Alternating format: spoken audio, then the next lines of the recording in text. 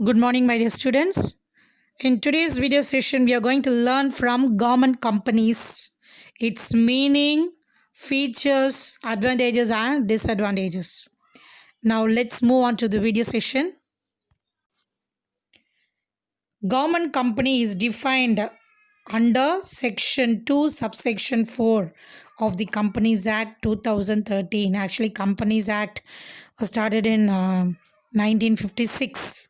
So any company, if they start, they'll be registering their companies under Companies Act 1956. But here it has been renewed on 2013. So it was mentioned here as 2013. So any company, it is called as government company when its paid up share capital is 51% of that company. That means ஒரு company நம்ம government கம்பெனின்னு சொல்லும்போது அந்த கவர்மெண்ட்டோட share capital வந்து 51% இருக்கணும். Okay, 51%. That means any company will be having 100% of shares. அந்த 100% of ஷேர்ஸில் யார் வந்து 50%, that is half. Okay, so 50க்கு மேலே ஒன்று, so 51%, more than a half. அப்போது that is called as a company. Okay, யார் ஹோல்ட் பண்ணுறோம் அவங்களுக்கு அந்த company it will be own by them. But here கவர்மெண்ட்டோட கேபிட்டல், கவர்மெண்ட்டே அவங்களுடைய கேபிட்டல் 51% அவங்களுடைய ஷேர்ஸே இருந்ததுன்னா, ஸோ அந்த மொத்தம் அந்த பாதிக்கு மேலே இருக்கிற அந்த ஷேர்ஸ் கவர்மெண்ட் கேபிட்டல் இருந்ததுன்னா, அவங்க முதலீடு பண்ணியிருந்தாங்கன்னா, it is called as government company or if it is being contributed by central government அவங்களுடைய கான்ட்ரிபியூஷனாக இருந்ததுன்னா, that will be a central government company. Or if it has been contributed by state government, it is called a state government company. Or semi, both central and state ரெண்டு பேருமே ஈக்குவலாக வந்து அவங்களுடைய shares 15% எடுத்திருந்தாங்களா, ரெண்டு பேர் ஷேர்ஸும் சேர்த்து, அது வந்து செமி கவர்மெண்ட் கம்பெனிஸாக இருக்கும். Okay, so it is called as a government company which is a subsidiary of such a government company. Now we'll see the features. First one, registration under Companies Act. So normally how the other companies will be registered, like that even government companies will also, they'll register under Companies Act 1956.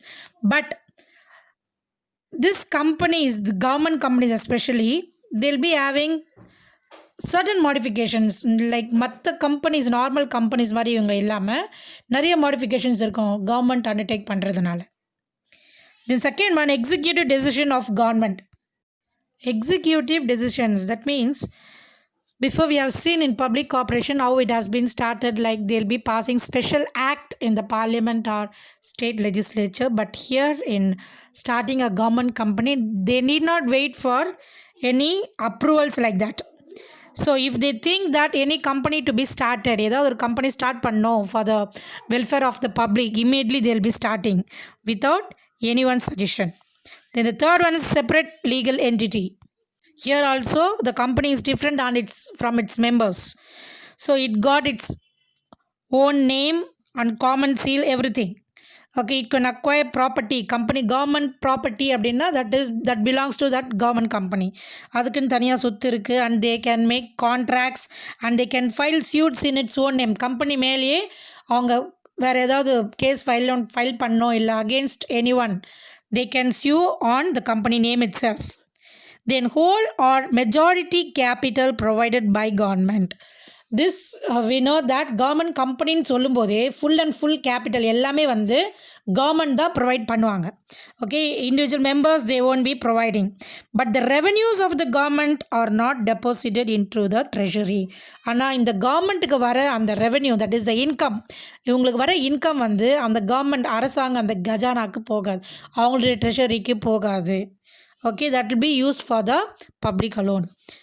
Then majority of government directors, இங்கே இருக்கிற directors எல்லாருமே வந்து government தான் appoint பண்ணுவாங்க. So இங்கே வந்து நிறைய funds flow ஆகிறதுனால they'll start the company. And இங்கே ஃபண்ட்ஸ் எப்படி இருக்குன்னா, அந்த அமௌண்ட் கேஷோட ஃப்ளோ வந்து அதிகமாக இருக்கிறதுனால they'll appoint more directors. So majority of government directors will be appointed here. Then own staff. So the government company, they'll be having their own staff. அவங்களே appoint பண்ணுற staffs தான் they'll be working here. Then free from procedural controls. A government company is free from budget. அதாவது இவங்களுக்கு இந்த பட்ஜெட்குள்ளே தான் work பண்ணணும். Then accounting, auditing, so everything வந்து அவங்களுக்கு எல்லாமே வந்து எக்ஸம்ஷன், எல்லாமே free from everything. That means அவங்களுக்கு வந்து ரெஸ்ட்ரிக்ஷன்ஸ் எதுவுமே கிடையாது. Okay, so that means it is free from procedural controls. மற்ற கம்பெனிக்கு லிமிடேஷன்ஸ் இருக்கும், பட் இவங்களுக்கு அது மாதிரி கிடையாது. they'll be working freely. Then accountability to the parliament or state legislature. அதாவது இவங்களுடைய ஆனுவல் ரிப்போர்ட் ஒவ்வொரு இயரும் அவங்க பண்ண அந்த ரெவன்யூஸ், இன்கம் ஆகட்டும், expense, what ever it is, they must submit it in the parliament or state legislature. Even in public corporation we have seen the same it will appear here also. Now we'll see the advantages and disadvantages. First one, easy formation. A government company can be easily formed under the Companies Act just by an executive decision of the government. அதாவது just அவங்க ஒரு government கம்பெனின்னு மட்டும் இல்லாமல் எந்த கம்பெனியுமே வந்து when it satisfy its rules it can be formed easily. அப்படி இருக்கும்போது government கம்பெனியோட ரூல்ஸ் என்ன, 15% of paid up share capital இருந்துட்டாலே they can be formed a government company. Then internal autonomy. So this government company will manage within themselves. அதாவது அவங்களுக்குள்ள தன்னாட்சி அப்படின்வாங்க, self ruling.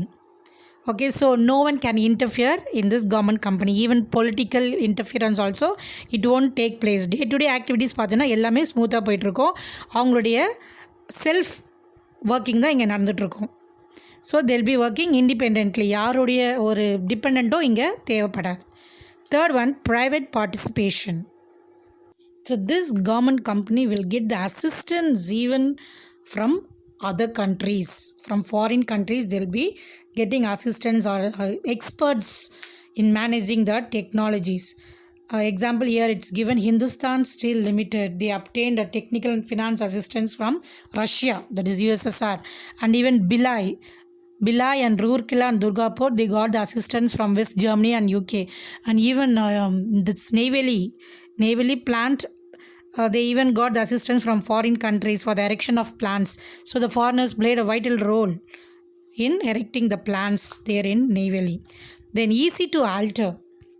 So here in government company, if they want to change the objectives or paths, it can be easily changed simply by altering the memorandum of association. You'll know what is memorandum of association, wherein they'll be mentioning what is their objectives and what they'll be doing in that. So by just changing that in this government company, they can even change their objectives and paths. எந்த ஒரு changes கொண்டு வரணும்னாலும் immediately they can change. இதுக்காக வந்து they need not get the approval from the parliament. Then discipline, like other companies, like in private companies, how they maintain the discipline, the timings, the work schedule, everything they'll be following even in government companies also. Then professional management. So normally in government companies they'll appoint only qualified managers. Professionally qualified அப்படின்னா well experienced persons only they'll be appointing as managers. Then seventh one, public accountability. The government company's annual report will be presented in front of the parliament or in front of the state legislature. So after going through that, they'll be discussing how much profit they have earned and what are the further process to capture, and then they'll implement that after a while. Now let us learn the disadvantages of government companies. The first one, board of directors packed with yes men. That means the board of directors in a government company are appointed by the government only. So whatever the government takes, any decision that they take, they can say only yes. So they'll accept to whatever it has been implemented on them. And they cannot run the company like a business like how they think. They cannot act on their own. So they are dependent to the government. கவர்மெண்ட்டில் என்ன சொல்கிறாங்களோ அதுதான் அவங்க கேட்கணும். அவங்கள தனியாக வந்து எந்த முடிவும் எடுக்க முடியாது. அதனால தான் எஸ் மேன் அப்படின்னு எதுவாக இருந்தாலும் ஆமாம் அப்படின்னு சொல்லிட்டு போயிட்டே இருக்கணும். அவங்க சொல்கிறது அப்படியே கேட்டே ஆகணும். Second one, autonomy only in name. Already in public corporation also the same thing came here also in government company. For name sake பேருக்காக மட்டும்தான் வந்து இது அட்டானமி, தன்னாட்சி, அவங்க செல்ஃபாகவே ஒர்க் பண்ணுறது, யார் டெசிஷன்ஸ் கேட்குறதில்ல அப்படின்னு சொல்கிறது. பட் ஆனால் ப்ராக்டிக்கலாக பார்த்தோன்னா the politicians will interfere, ministers உள்ளே வருவாங்க, அவங்களுடைய தலையீடு இருந்துகிட்டே இருக்கும். Even the government officials they'll interfere excessively, they'll take part in day to day working of the government company. So அவங்களுடைய தலையீடே இருந்துகிட்டே தான் இருக்கும். அவங்களுடைய நாலேஜ் இல்லாமல் இது எதுவுமே நடக்காது. It is given here. Then third one, a fraud on Companies Act and constitutions. Any company that is been found that it is a fraud on the Companies Act and on the constitution. ஏதாவது ஒரு company, government company வந்து இது வந்து இல்லை, government company இல்லை, it is a fraudulent company அப்படின்னு தெரிஞ்சுதுன்னா அது அந்த ரெஜிஸ்ட்ரேஷன்லேருந்து எடுத்துருவாங்க, அதை நீக்கிடுவாங்க அந்த பேரி.